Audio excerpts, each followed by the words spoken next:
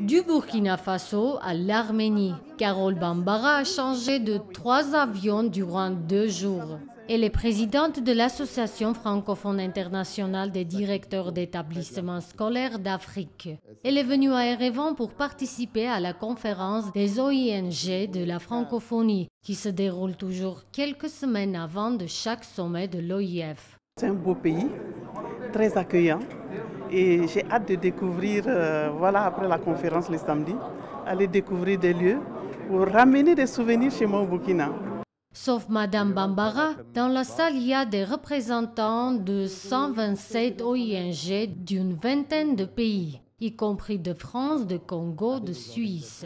Les problèmes de l'émigration, la lutte contre la discrimination seront sur le tapis des discussions lors des 2 journées des travaux. Les participants vont ensemble trouver des solutions. Comment augmenter le niveau de la vie de l'espace francophone? Nous avons eu le grand bonheur d'en parler avec des jeunes avant-hier.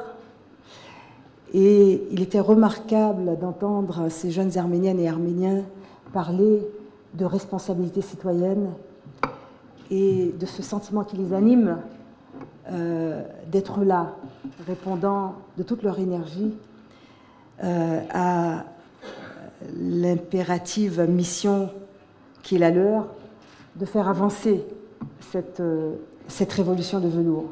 L'intervention du Premier ministre arménien Nikol Pachinian a suivi celle de la secrétaire générale de l'OIF. Mesdames et messieurs, les dirigeants et les représentants des organisations non gouvernementales, mesdames et messieurs, chers amis.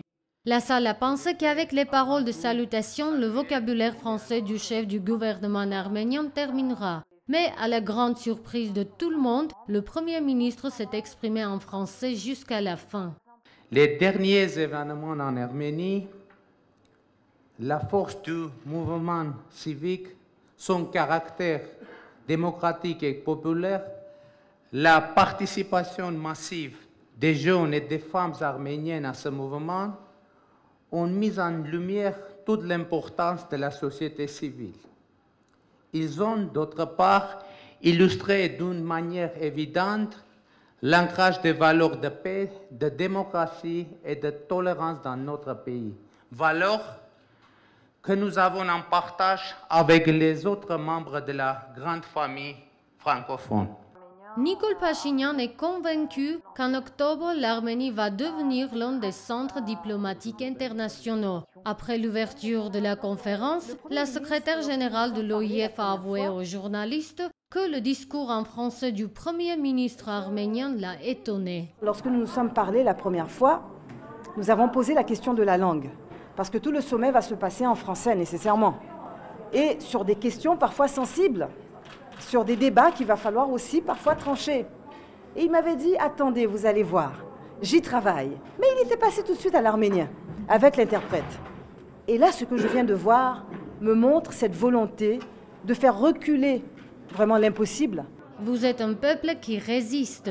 Vous voulez que la vie triomphe. Et c'est de ça dont la francophonie a besoin telle, a noté Michael Jean en s'adressant aux Arméniens. Et tout à l'heure, dans ma discussion avec le Premier ministre, il m'a dit la chose suivante.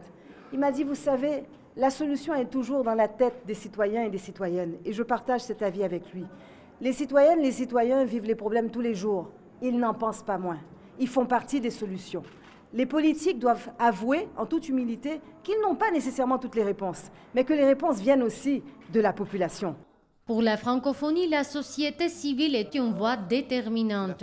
Et c'est par cette raison que Madame Bambara s'est rendue en Arménie afin d'assister à la conférence des OING francophones et de trouver de nouvelles perspectives pour développer son pays. Hasmi Karakelian, Hovannes Kosian, Actualité.